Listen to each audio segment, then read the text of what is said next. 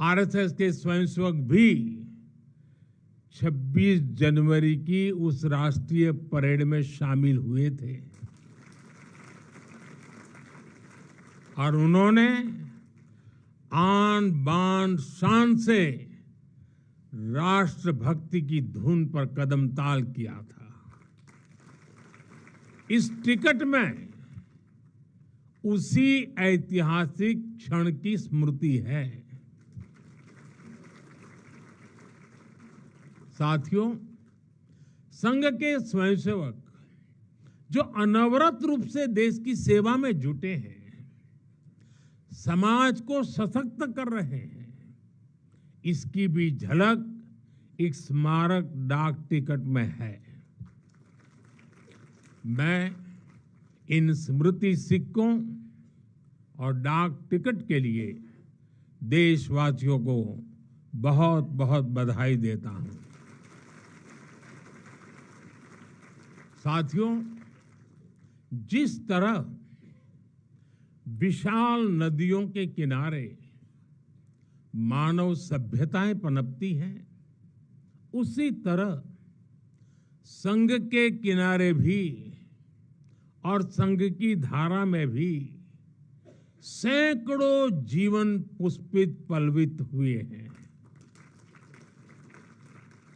जैसे एक नदी जिन रास्तों से बहती है, उन क्षेत्रों को, वहां की भूमि को, वहां के गांवों को सुजलाम सुफलाम बनाती हुई अपने जल से समृद्ध करती है, वैसे ही संघ ने इस देश के हर क्षेत्र, समाज के हर आयाम को स्पर्श किया है।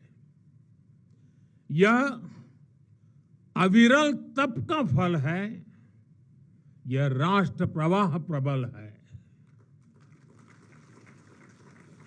साथियों, जिस तरह एक नदी कई धाराओं में खुद को प्रकट करती है, हर धारा अलग अलग क्षेत्र को पोषित करती है, संघ की यात्रा भी ऐसी ही है। संघ के अलग अलग संगठन भी जीवन के हर पक्ष से जुड़कर राष्ट्र की सेवा करते हैं। शिक्षा हो, कृषि हो, समाज कल्याण हो, आदिवासी कल्याण हो, महिला सशक्तिकरण हो, कला और विज्ञान का क्षेत्र हो, हमारा श्रमिक भाई बहनों, समाज जीवन के ऐसे कई क्षेत्रों में संघ निरंतर कार्य कर रहा है। और इस यात्रा की भी एक विशेषता रही है, संघ की एक धारा अनेक धारा तो बनी, मल्टीप्लाई तो होती गई, लेकिन उनमें कभी विरोधाभास पैदा नहीं हुआ, डिवीजन नहीं हुआ,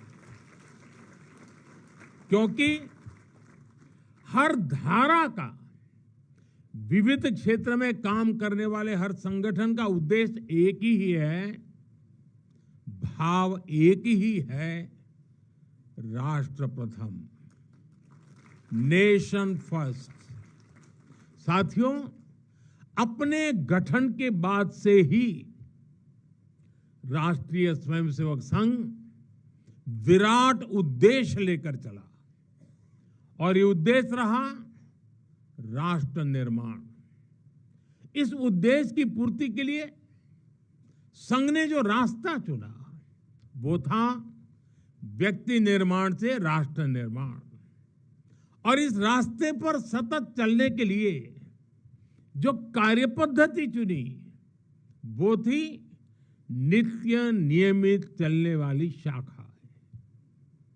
साथियों, परम पूज्य डॉक्टर हेडगेवार जी जानते थे कि हमारा राष्ट्र तभी सशक्त होगा जब हर नागरिक के भीतर राष्ट्र के प्रति दायित्व का बोध जागृत होगा। हमारा राष्ट्र तभी ऊंचा उठेगा जब भारत का हर नागरिक राष्ट्र के लिए जीना सीखेगा। इसलिए वो व्यक्ति निर्माण में निरंतर जुटे रहे और उनका तरीका भी कुछ अलग ही था। परम पूज्य डॉक्टर हेडगेवार जी से हम बार बार सुना है, वो कहते थे जैसा है वैसा लेना है, जैसा चाहिए वैसा बनाना है। लोक संग्रह का डॉक्टर साहब का ये तरीका कुछ कुछ अगर समझना है तो हम कुम्हार को याद करते हैं। जैसे कुम्हार ईंट पकाता है तो जमीन की सामान्य सी मिट्टी से शुरू करता है। कुम्हार मिट्टी को लाता है, उस पर मेहनत करता है, उसे आकार देकर तपता है, खुद भी तपता है, मिट्टी को भी तपाता है, फिर उन ईंटों को इकट्ठा करके उनसे भव्य इमारत बनाता है। ऐसे ही डॉक्टर साहब बिल्कुल सामान्य लोगों को चुनते थे, फिर उनको सिखाते थे, विजन देते थे, उनको गढ़ते थे। इस तरह वो देश के लिए समर्पित स्वयंसेवक तैयार करते थे। इसलिए संघ के बारे में कहा जाता है कि इसमें सामान्य लोग मिलकर असामान्य अभूतपूर्व कार्य करते हैं। साथियों, व्यक्ति निर्माण की ये सुंदर प्रक्रिया हम आज भी संघ की शाखाओं में देखते हैं। संघ शाखा का मैदान एक ऐसी प्रेरणा भूमि है जहां से स्वयं सेवक की अहम से वयम की यात्रा शुरू होती है। संघ की शाखाएं व्यक्ति निर्माण की यज्ञ वेदी है। इन शाखाओं में व्यक्ति का शारीरिक, मानसिक और सामाजिक विकास होता है। स्वयंसेवकों के मन में राष्ट्र सेवा का भाव और साहस दिन प्रतिदिन पनपता रहता है। उनके लिए त्याग और समर्पण सहज हो जाता है। श्रेय के लिए प्रतिस्पर्धा की भावना समाप्त हो जाती है और उन्हें सामूहिक निर्णय और सामूहिक कार्य का संस्कार मिलता है। साथियों, राष्ट्र निर्माण का महान उद्देश्य व्यक्ति निर्माण का स्पष्ट पथ और शाखा जैसी सरल जीवंत कार्य पद्धति, यही संघ की 100 वर्षों की यात्रा का आधार बने हैं। इन्हीं स्तंभों पर खड़े होकर संघ ने लाखों स्वयंसेवकों को गढ़ा, जो विभिन्न क्षेत्रों में देश को अपना सर्वोत्तम दे रहे हैं, देश को आगे बढ़ाने के लिए निरंतर प्रयास कर रहे हैं। समर्पण से, सेवा से और राष्ट्र के उत्कर्ष की साधना से।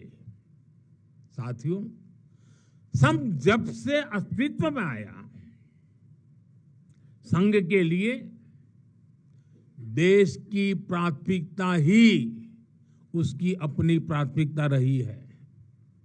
इसलिए जिस कालखंड में जो बड़ी चुनौती देश के सामने आई, संघ ने उस कालखंड के अंदर अपने आप को झोंक दिया। संघ उससे जूझता रहा। आजादी की लड़ाई के समय देखें तो परम पूज्य डॉक्टर हेडगेवार जी समेत अनेक कार्यकर्ता ने स्वतंत्रता आंदोलन में हिस्सा लिया। डॉक्टर साहब कई बार जेल तक गए। आजादी की लड़ाई के कितने ही स्वतंत्रता सेनानियों को संघ संरक्षण देता रहा, उनके साथ कंधे से कंधा मिलाकर काम करता रहा।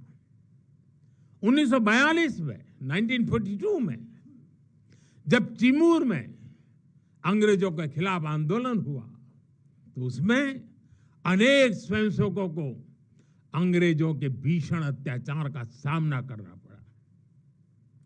आजादी के बाद भी हैदराबाद में निजाम के अत्याचारों से के खिलाफ संघर्ष से लेकर गोवा के स्वतंत्रता आंदोलन और दादरा नगर हवेली की मुक्ति तक संघ ने कितने ही बलिदान दिए और भाव एक ही रहा, राष्ट्र प्रथम।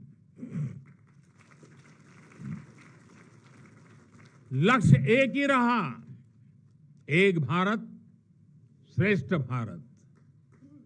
साथियों, राष्ट्र साधना की इस यात्रा में ऐसा नहीं है कि संघ पर हमले नहीं हुए, संघ के खिलाफ साजिशें नहीं हुई।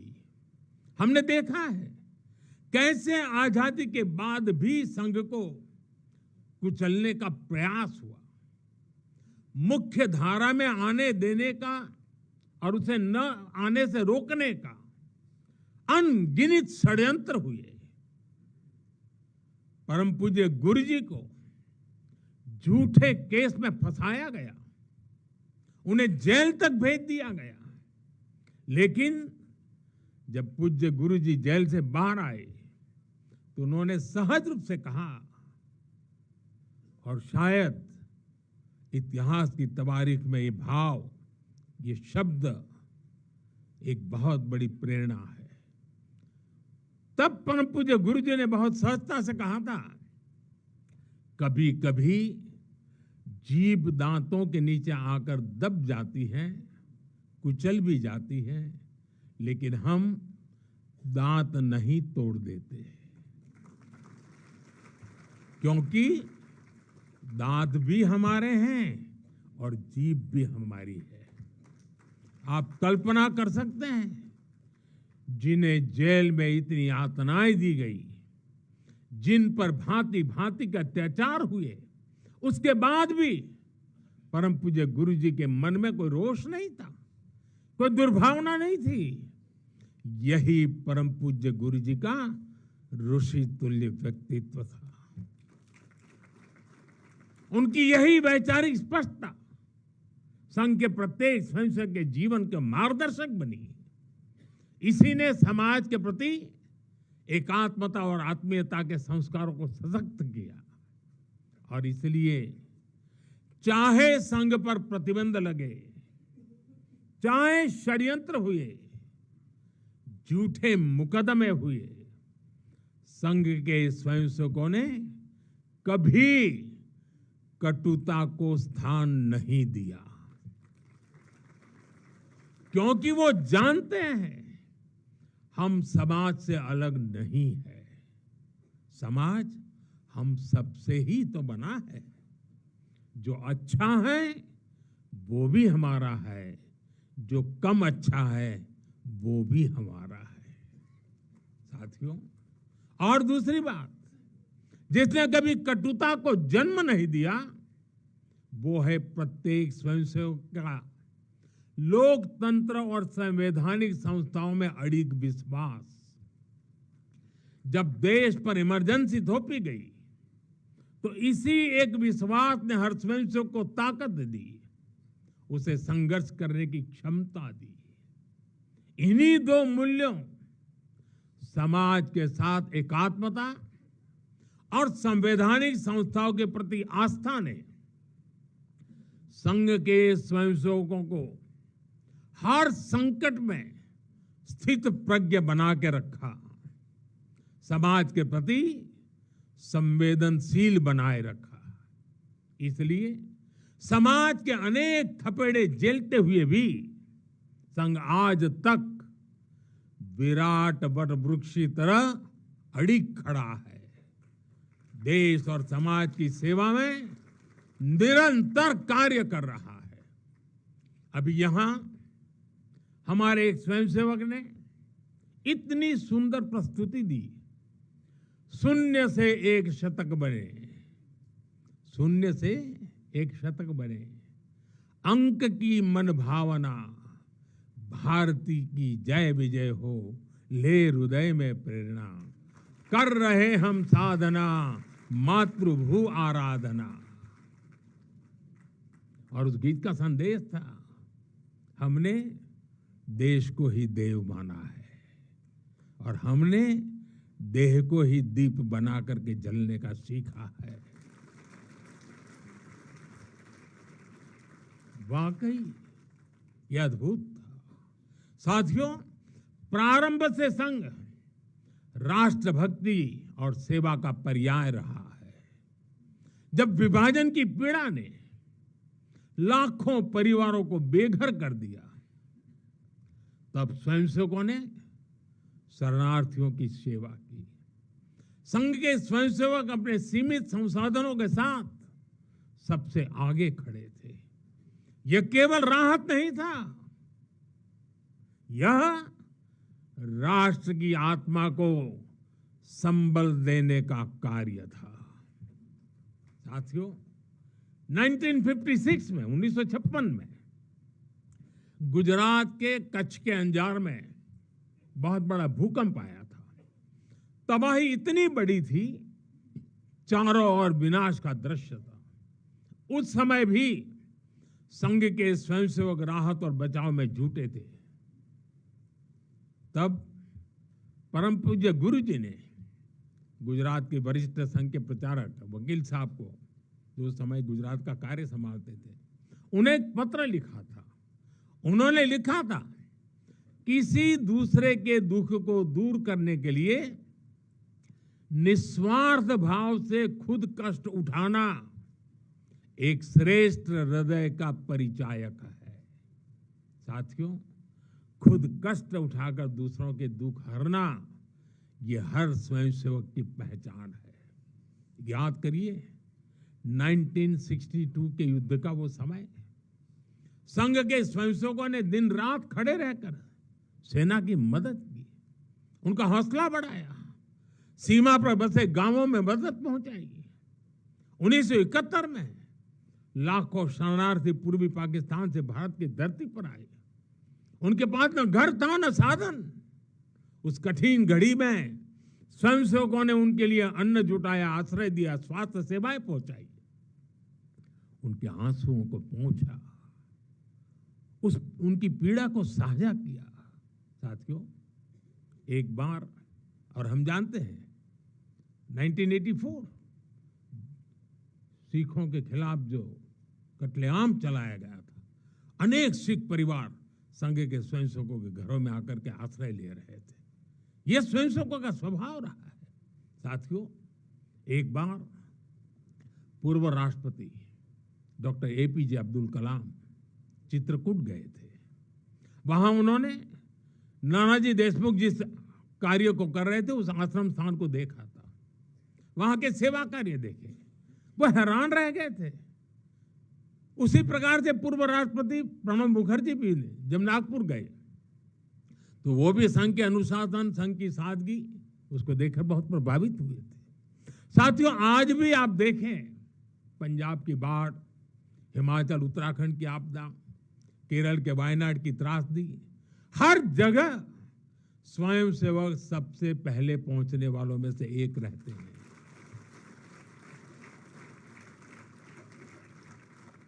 कोरोना काल में तो पूरी दुनिया ने संघ के साहस और सेवा भाव का प्रत्यक्ष प्रमाण देखा है।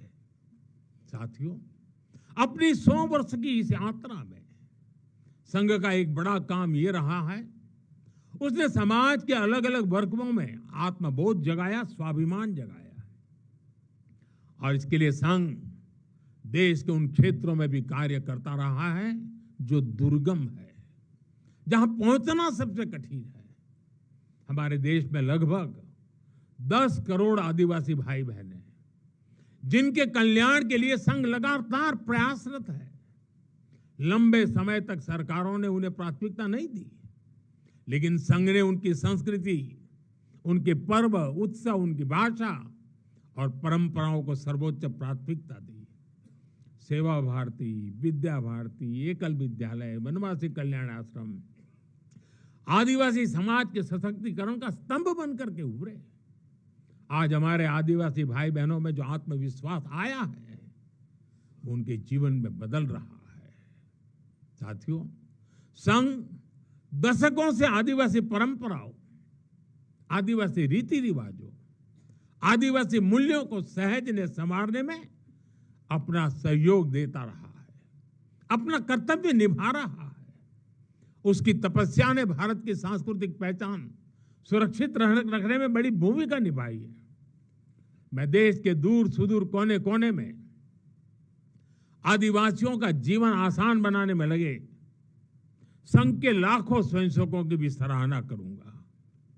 साथियों, समाज में सदियों से गढ़ कर चुकी जो बीमारियां हैं, जो ऊंच नीच की भावना है, जो कुप्रथाएं हैं, छुआछूत जैसी गंदगी भरी पड़ी है, ये हिंदू समाज की बहुत बड़ी चुनौती रही है। एक ऐसी गंभीर चिंता है जिस पर संघ लगातार काम करता रहा है। एक बार महात्मा गांधी जी वर्धा में संघ के शिविर में गए थे। उन्होंने भी संघ में समता, ममता, समरसता, समभाव, मम भाव, ये जो कुछ भी देखा उसकी खुलकर तारीफ की थी। और आप देखिए, डॉक्टर साहब से लेकर आज तक संघ की हर महान विभूति ने, हर सरसंघ चालक ने भेदभाव और छुआछूत के खिलाफ लड़ाई लड़ी है। परम पूज्य गुरु जी ने निरंतर न हिंदू पतितो भवेत की भावना को आगे बढ़ाया। यानी हर हिंदू एक ही परिवार है, कोई भी हिंदू कभी पतित या नीचा नहीं हो सकता। पूज्य बाला साहब देवव्रत जी के शब्द भी हम सबको याद है।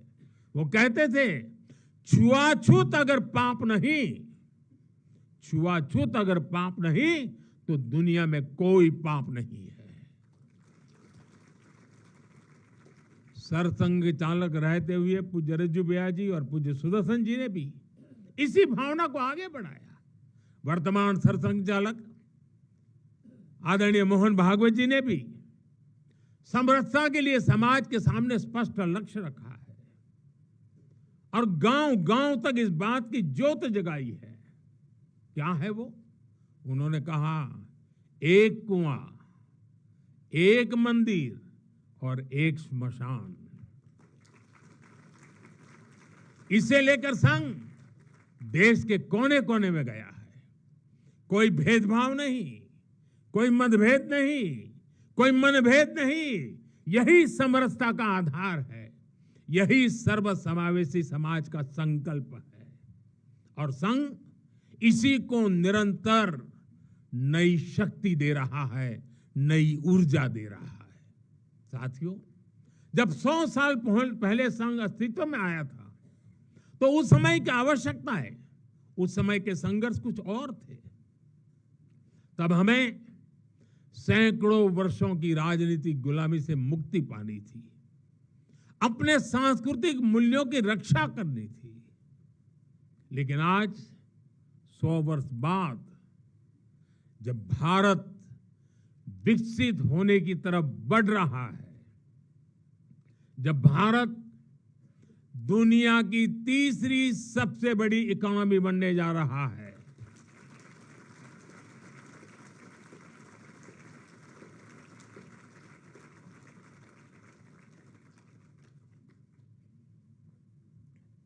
जब देश और देश का बहुत बड़ा गरीब वर्ग गरीबी को परास्त करके, गरीबी को पराजित करके आगे आ रहा है, जब हमारे युवाओं के लिए नए नए सेक्टर्स में नए अवसर बन रहे हैं, जब ग्लोबल डिप्लोमेसी से क्लाइमेट पॉलिसीज तक भारत विश्व में अपनी आवाज बुलंद कर रहा है, तब आज के समय की चुनौतियां अलग है, संघर्ष भी अलग है। दूसरे देशों पर आर्थिक निर्भरता हमारी एकता को तोड़ने की साजिश है। डेमोग्राफी में बदलाव के षड्यंत्र, एक प्रधानमंत्री के नाते मैं नम्रतापूर्वक कहूंगा कि मुझे बहुत संतोष है कि हमारी सरकार इन चुनौतियों से तेजी से निपट रही है।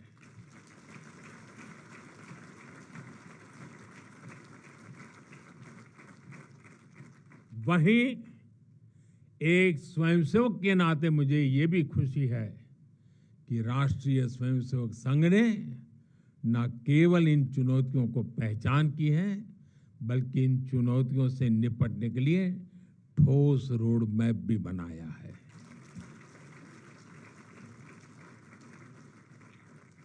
अभी माननीय दत्ता जी ने जिन चीजों का उल्लेख किया, मैं अपने तरीके से फिर से एक बार उसका उल्लेख करना चाहूंगा।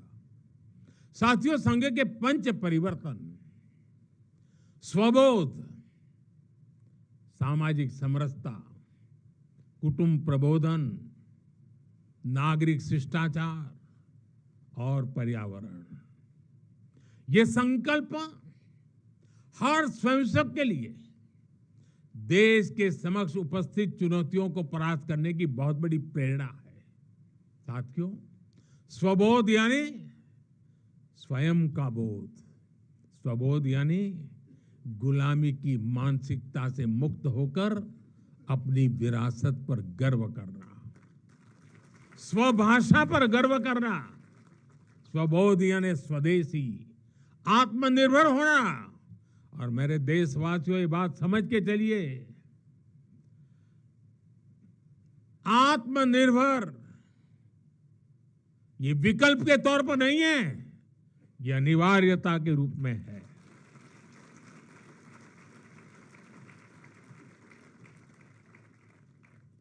हमें स्वदेशी के अपने मूल मंत्र को समाज का संकल्प बनाना है।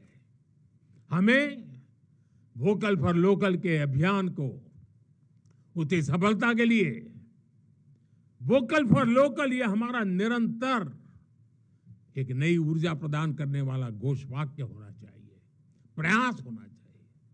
साथियों, संघ ने सामाजिक समरसता को हमेशा अपनी प्राथमिकता बनाए रखा है।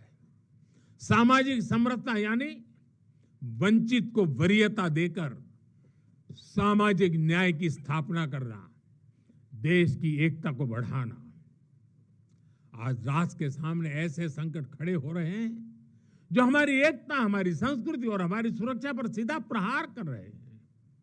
अलगाववादी सोच, क्षेत्रवाद, कभी जाति, कभी भाषा को लेकर विवाद, कभी बाहरी शक्तियों द्वारा भड़काई गई विभाजनकारी प्रवृत्तियां, ये सब अनगिनत चुनौतियां हमारे सामने खड़ी है। भारत की आत्मा हमेशा विविधता में एकता ही रही है। अगर इस सूत्र को तोड़ा गया तो भारत की शक्ति भी कमजोर होगी, और इसलिए हमें इस सूत्र को निरंतर जीना है, उसे मजबूती देनी है। साथियों, सामाजिक समरसता को आज डेमोग्राफी में बदलाव के षड्यंत्र से, घुसपैठियों से भी बड़ी चुनौती मिल रही है। यह हमारी आंतरिक सुरक्षा और भविष्य की शांति से भी जुड़ा हुआ प्रश्न है, और इसलिए मैंने लाल किले से डेमोग्राफी मिशन की घोषणा की है।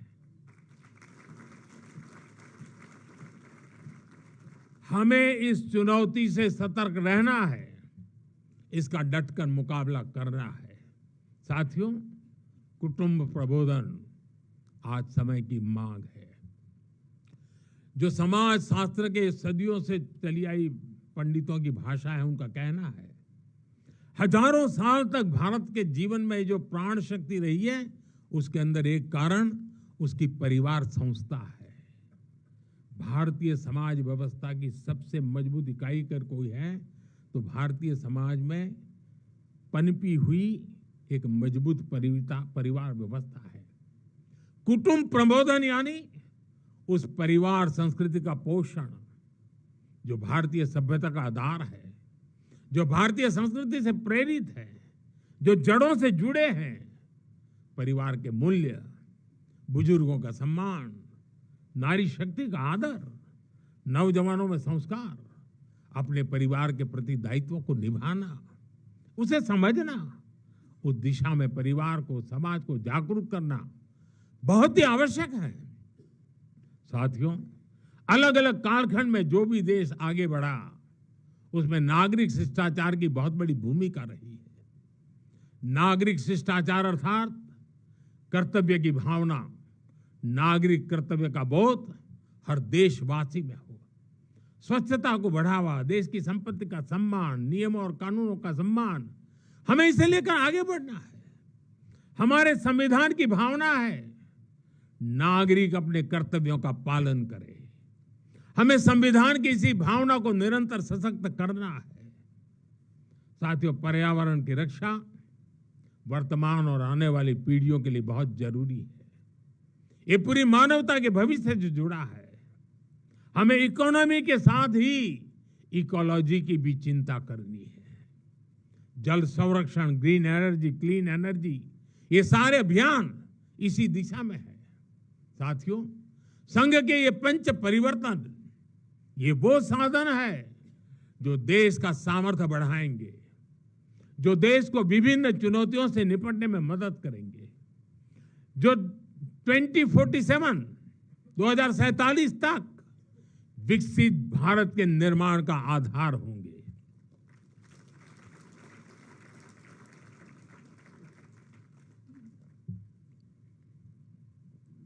साथियों, 2047 का भारत तत्वज्ञान और विज्ञान, सेवा और समरसता से गढ़ा हुआ वैभवशाली भारत हो। यही संघ की दृष्टि है, यही हम सब स्वयंसेवकों की साधना है और यही हमारा संकल्प है। साथियों, हमें हमेशा हमेशा याद रखना है, संघ बना है राष्ट्र के प्रति अटूट आस्था से। संघ चला है राष्ट्र के प्रति अगाध सेवा के भाव से। संघ तपा है त्याग और तपस्या की अग्नि में। संघ निखरा है संस्कार और साधना के संगम से। संघ खड़ा है राष्ट्र धर्म को जीवन का परम धर्म मान करके। संघ जुड़ा है भारत माता की सेवा के विराट स्वप्न से। साथियों, संघ का आदर्श है संस्कृति की जड़ें गहरी और सशक्त हो। संघ का प्रयास है समाज में आत्मविश्वास और आत्मगौरव हो। संघ का लक्ष्य है हर हृदय में जन सेवा की ज्योति प्रज्वलित हो। संघ का दृष्टिकोण है भारतीय समाज सामाजिक न्याय का प्रतीक बने। संघ का ध्येय है विश्व मंच पर भारत की वाणी और भी प्रभावी बने। संघ का संकल्प है भारत का भविष्य सुरक्षित और उज्जवल बने। मैं एक बार फिर आप सभी को इस ऐतिहासिक अवसर की बधाई देता हूं। कल विजयादशमी का पावन पर्व है। हम सबके जीवन में विजयादशमी का एक विशेष महत्व है। मैं उसके लिए भी आप सबको शुभकामनाएं देते हुए मेरी वाणी को विराम देता हूं। बहुत बहुत धन्यवाद।